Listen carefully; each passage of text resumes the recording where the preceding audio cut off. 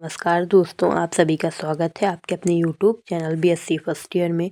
आज हम लोग BSc first year botany paper second के यूनिट थर्ड, जिसका नाम है पादप कोशिका और कोशिका अंगों की संरचना में हम लोग हमारा पहला टॉपिक है कोशिका द्रव्य और दूसरा टॉपिक है गोल्जी बॉडी, जिससे संबंधित संपूर्ण जानकारी जो है उसके बारे में हम लोग अध्ययन करेंगे। जैसे गोल्जी बॉडी की संरचना क्या है, प्रस्तुतकर्ता क्या है, इसके कार्य क्या है, इन सबसे संबंधित अध्ययन करेंगे।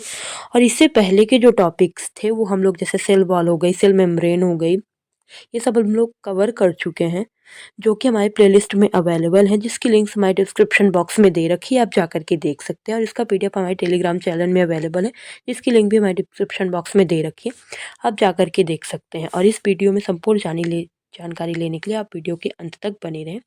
तो चलिए शुरुआत करते हैं।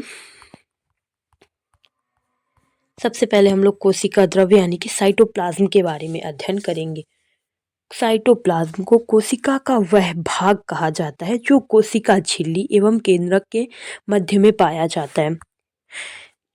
ये जैसे यहाँ पे आप लोग चित्र देख सकते हैं, यहाँ पर हो गई हमारी, हम लोगों की क्या हो जाएगी, ये हम लोगों की सेल बॉल दिखाई दे रही है आप लोगों को, ठीक है। और ये अंदर केंद्रक पाया जाता है, और ये जो बिंदी बिंदी बिंदी बिंदी टाइप की ये जो पाइस आ रहे हैं, उसी को हम लोग बोलते हैं साइटोप्लाज्म। ये कहाँ पाया जाता है, कोशिका झिल्ली एवं केंद्रक के मध्य में पाया जाता है, ठीक है। ये बात क्लियर हो गई आपको। और इसके अंदर अन्य कोशिका के अन्य अंगक जैसे कि माइटोकॉन्ड्रिया, राइबोसोम, एंडोप्लाज्मिक रेटिकुलम आदि मौजूद होते हैं।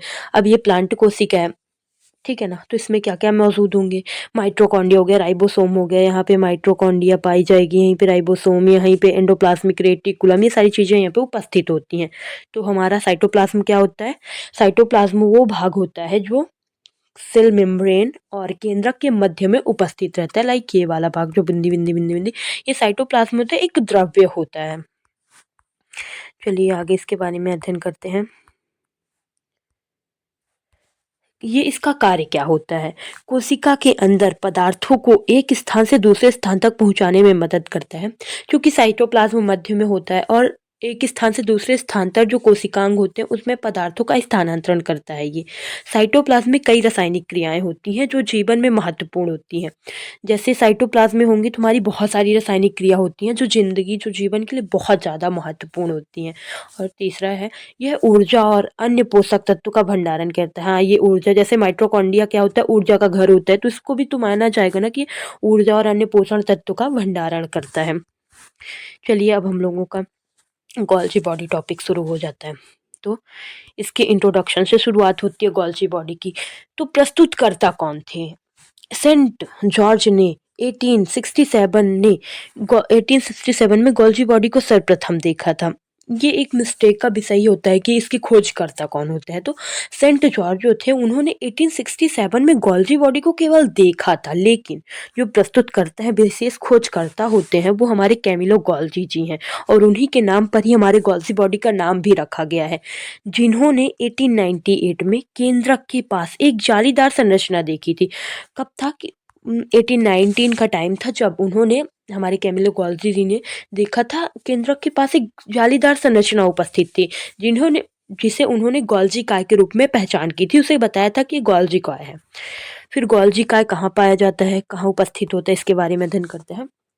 गोल्जी काय यूकैरियोटिक कोशिकाओं में उपस्थित होता है। गोल्जी का यूकैरियोटिक कोशिकाओं में उपस्थित होता है, प्रोकैरियोटिक कोशिकाओं में गोल्जी का हमारा नहीं पाया जाता। लेकिन यूकैरियोटिक कोशिकाओं में हमारी आरबीसीएस को छोड़ करके, यानी कि रेड ब्लड सेल्स, लाल रक्त कणिकाओं को, लाल रुधिर कणिकाओं को छोड़ करके अन्य सभी कोशिकाओं में जो होता है हमारा गोल्जी बॉडी पाया जाता है, लेकिन आरबीसी में नहीं पाया जाता है।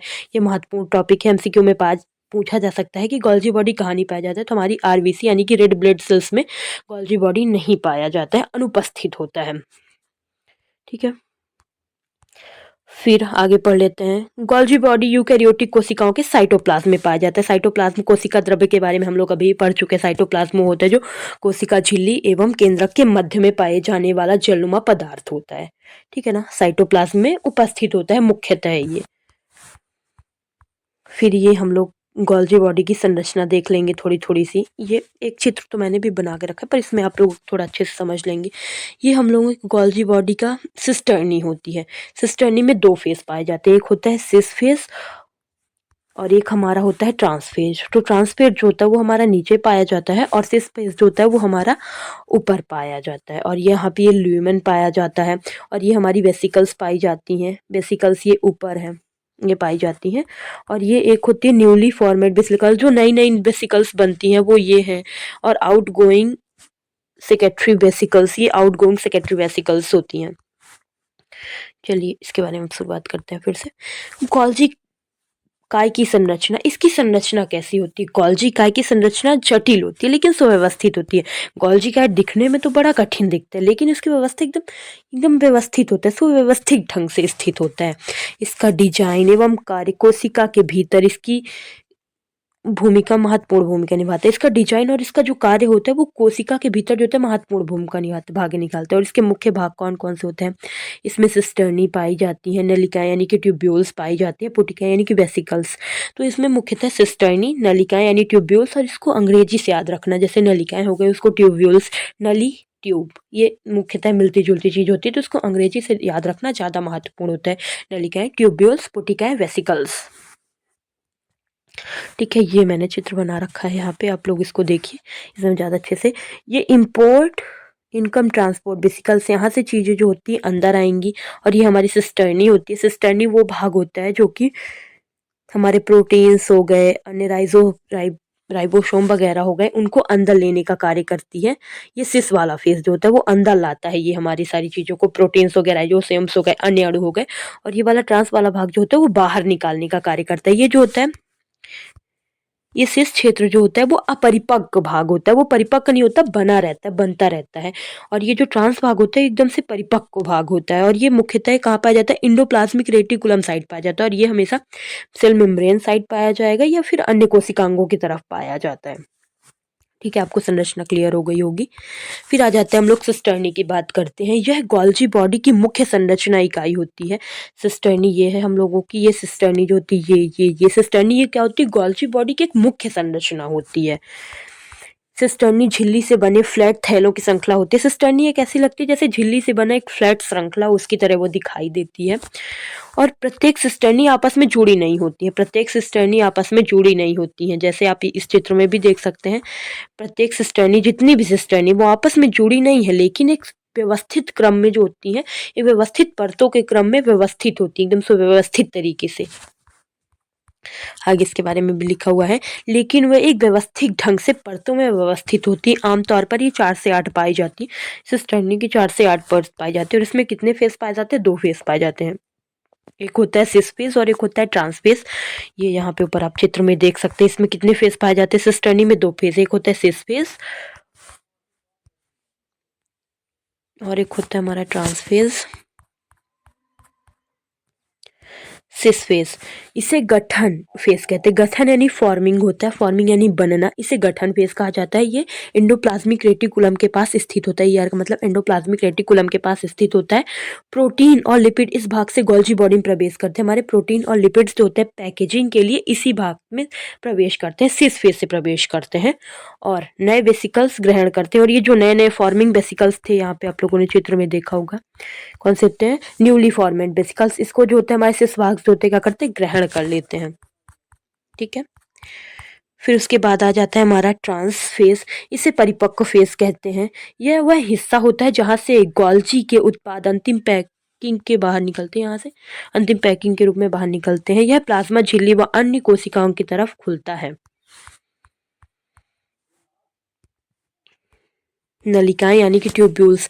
नलिकाएं गोल्जी बॉडी की परिधि एवं परिपक्व फलक की ओर एक जटिल जाल बनाती हैं। ये सिस क्षेत्र से लेकर के ट्रांस क्षेत्र तक एक जटिल जाल बनाती हैं। वे विभिन्न सिस्टर्नी के बीच एक कनेक्टिंग लिंक होती है। सिस्टर्नी जो होती है इन्हीं के तहत होती जुड़ी होती है, जिससे गोल्जी बॉडी एक जगह एक एकीकृत रहता है, क्योंकि सिस्टर्नी एक दूसरे से जुड़ी तो नहीं होती है, इन्हीं नलिकाएं यानी कि ट्यूब्यूल्स के द्वारा सिस्टर्नी जुड़ी होती है एक दूसरे से।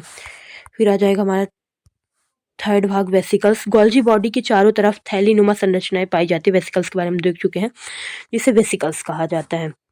ये वेसिकल्स प्रोटीन एवं अन्य अणुओं को एक कक्ष से दूसरे कक्ष में ले जाने का कार्य करते हैं। ये वेसिकल्स जो होते हैं, कुछ अणु हो गए तो एक कक्ष से दूसरे कक्ष में ले जाने का कार्य करते हैं। फिर आ जाता है गोल्जी बॉडी के कार्य क्या होते हैं।